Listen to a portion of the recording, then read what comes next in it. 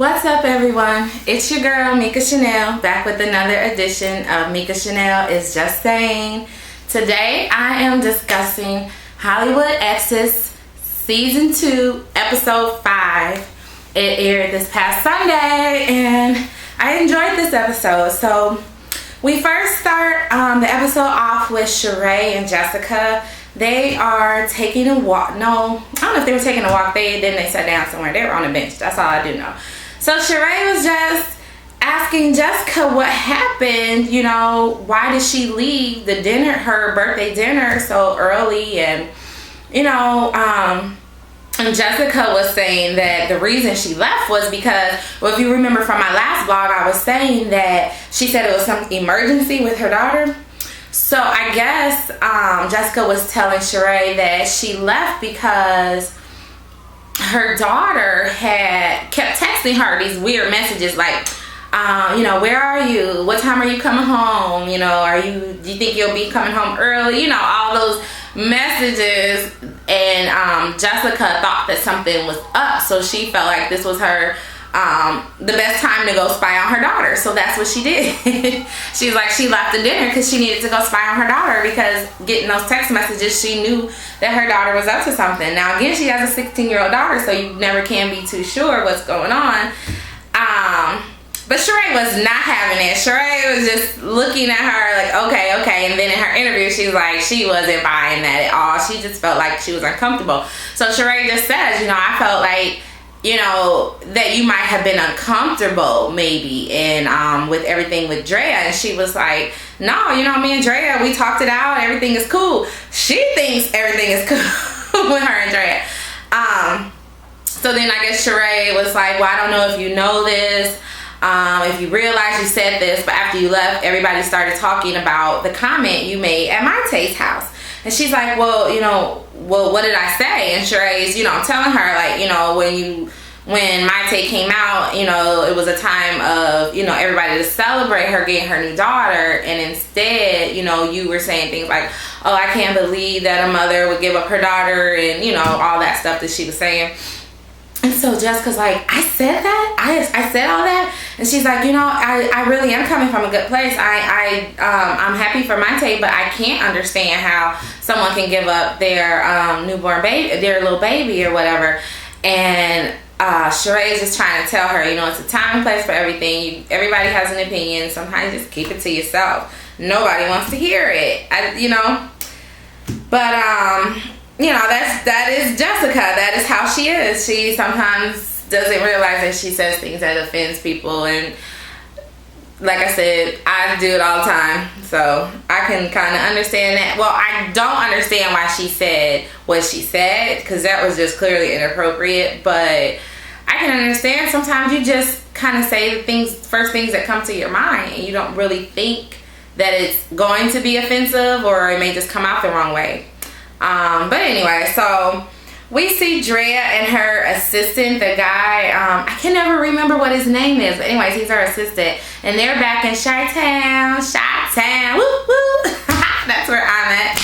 Anyways, so they were just taking a walk around her neighborhood, and she starts talking about Jessica, and I'm like, why is she always talking about Jessica? What is it? So her assistant must have been thinking, or must have been, he was thinking the same thing I was thinking, because he's like, you know what? We're going to think about it, and we're going to release it, and we're never going to talk about it again. So they made a pact right then and there on the corner to not talk about the whole Jessica situation again. I kind of hope that they don't ever talk about Jessica again, because I don't really understand why Drea is so upset with Jessica. Like, they discussed the whole Twitter issue that they had, and I thought that, and they came to, they came to a conclusion that that it was just a misunderstanding and they were going to move forward. And then she gets upset about what was said at Mayte's house, but I'm like, Drea, I just don't understand. I feel like Jessica reminds Drea of somebody, but we just don't know who. I don't know who. Maybe you guys know. I'm not sure, but yeah, it just it just seems really odd to me the way that she reacts to Jessica. So like her assistant said, they're going to take a moment of silence on that and then never speak of it again. So let's hope for the rest of the season we don't hear Drea talking about Jessica ever again.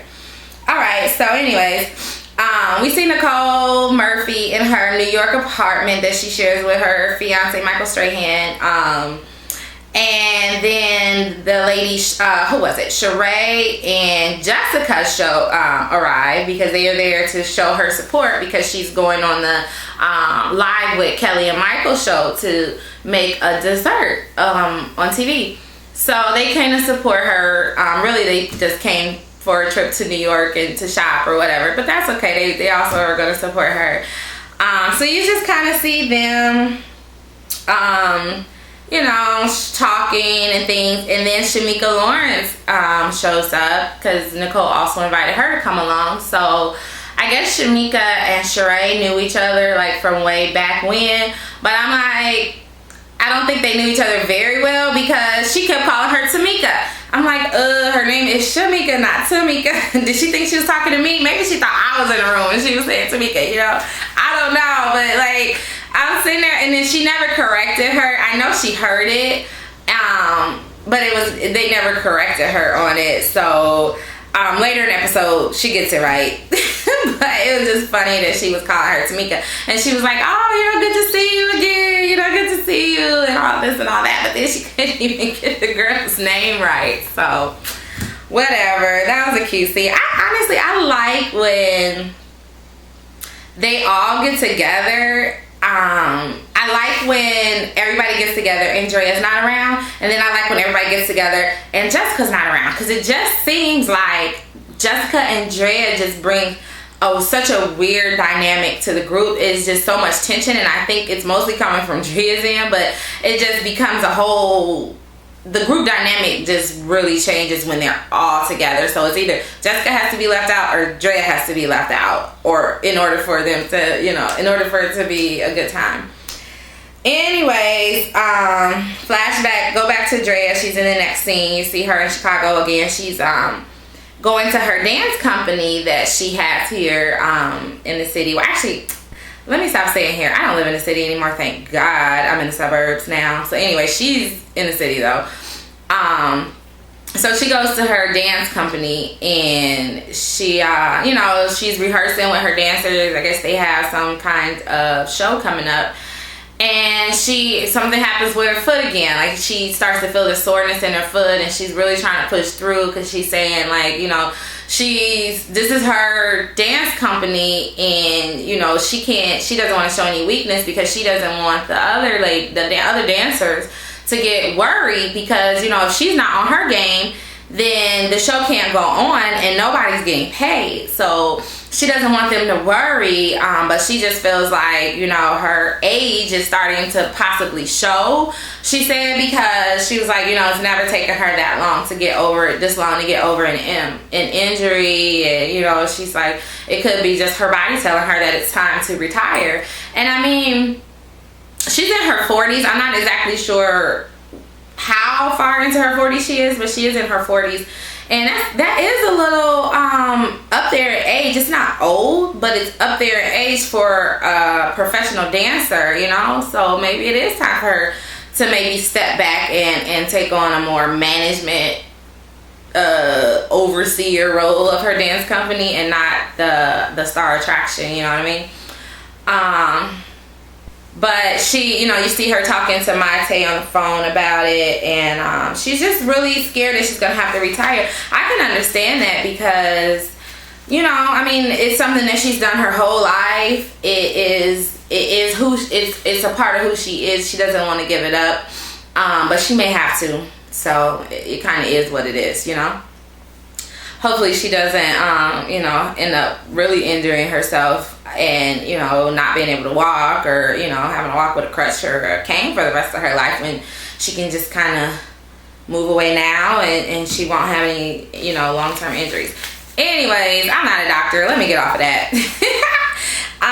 So back in New York at Nicole's house, and they're all like, hanging out and having drinks and cocktails, and so they were all gonna do a toast, and then Shamika's like, well, I'll just toast with my juice or something that she has. She's like, 'cause she doesn't drink.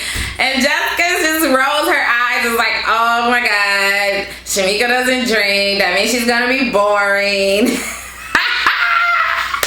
That is why I love Jessica, because that is exactly what I think every time I meet a new lady or a new girl comes into the crew, comes into the clique, whatever. I'm like, you don't drink? Really? Yeah, well, the sober people can go to the left, the fun people can come to the right with me. That's how I feel. Anyways,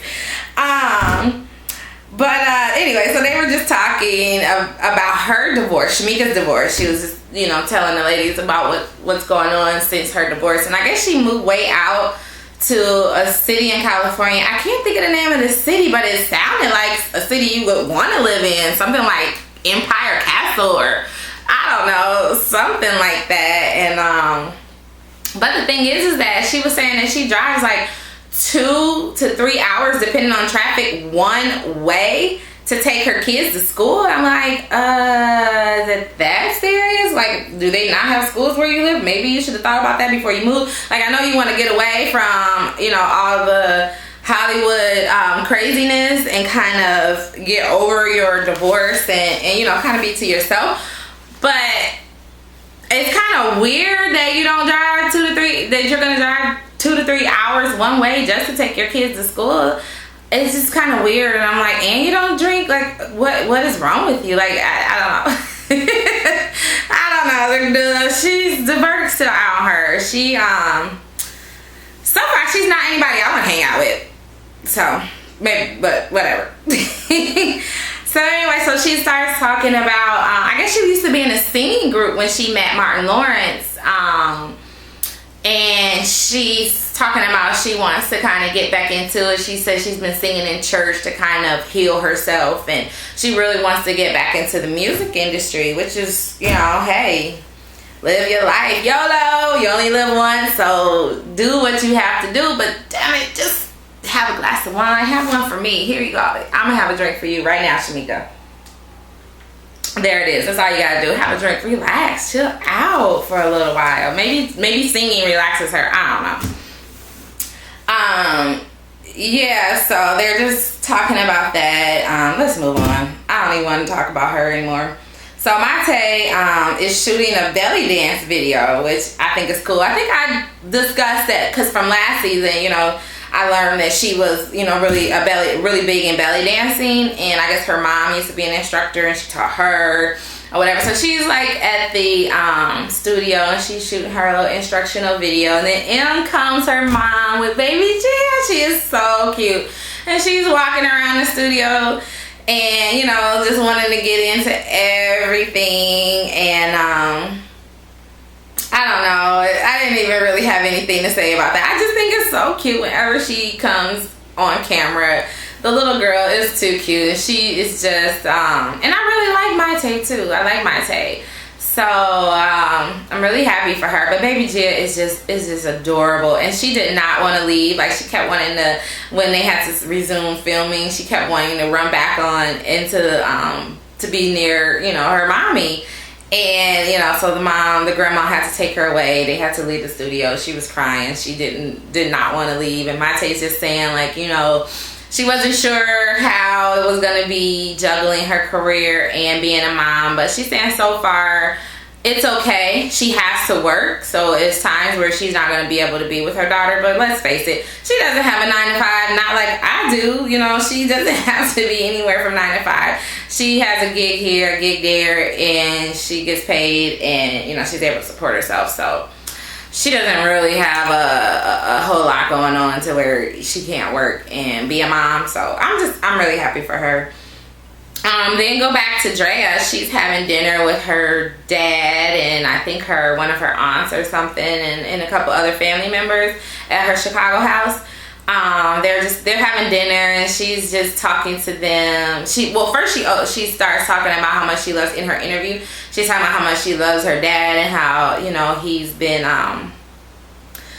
such a strong force in her life all her life, and you know, she don't know where she'd be without him. I'm like, well, where was he when you were married to R. Kelly? And clearly that was 10 years. So, but you know, daddies can't tell their daughters what to do, they can only give advice. But she was just talking about, you know, asking her family what they thought about her moving to LA permanently, and she feels like there's more opportunities for her in LA, but her dance studio in Chicago is her baby. And then she's like, and her kids need to be in Chicago, you know, their dad's here, all of her family's here. But then she's like, well, when am I going to start living my life for me and not for, you know, am I going to live my life for me or live my life for the way my kid, or live my life for my kids? Something like that, she said. I don't know.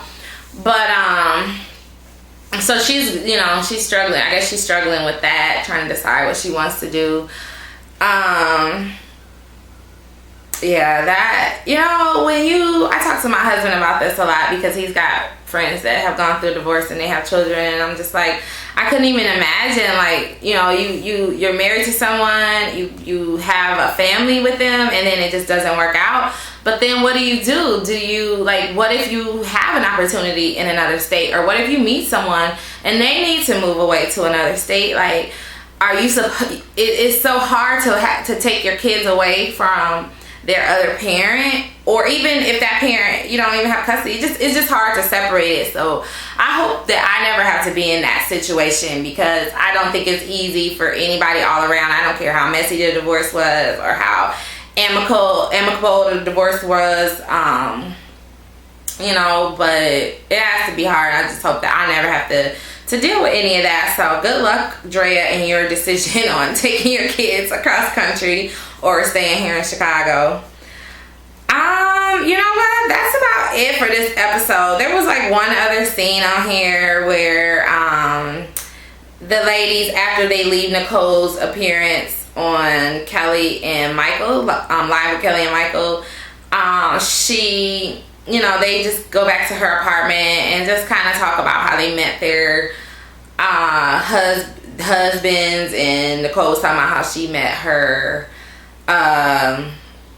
fiance now, Michael, and it wasn't really that interesting. You know, Shamika was just saying that she was at a friend's house, and I guess that friend was dating someone that was friends with Martin Lawrence, and he came over and was like, you know, they were like, do you want something to drink? And he was like, I want me some Shamika, you know. And she like saying she wasn't gonna give him the time of day, but clearly she did. Clearly, you know, they were together for like 14 years, married for like 2 or 3 or something like that. Anyways, yeah, that's it. The episode's cute, but it wasn't that exciting. I really enjoy watching these ladies though. So even if they don't fight, if they don't bicker, I just really enjoy watching them. I really love to see Nicole on camera, because like I said, I want to skin her and wear her body as my own. I might be a little obsessed with Nicole Murphy and her body, but I really enjoy the ladies. So anyways, that's it for Hollywood Exes episode 5. Episode 6 comes on this weekend, so I won't be back with that until next week. But I'll be back in a couple of days with my recap of R&B Divas LA season episode 5. And then next week I'll be back with my brand new episodes on Real Housewives of Miami, premiering on Monday. I cannot wait. Yes.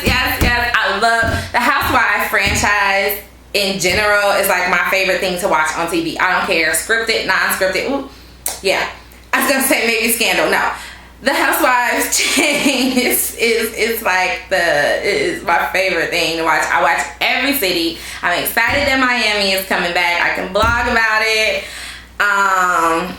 And yeah, that's it. I'm just really excited about that. But yeah, so I'm gonna sign off now. So until next time, stay safe, stay real, stay tuned to Mika Chanel Is Just Saying. Bye bye.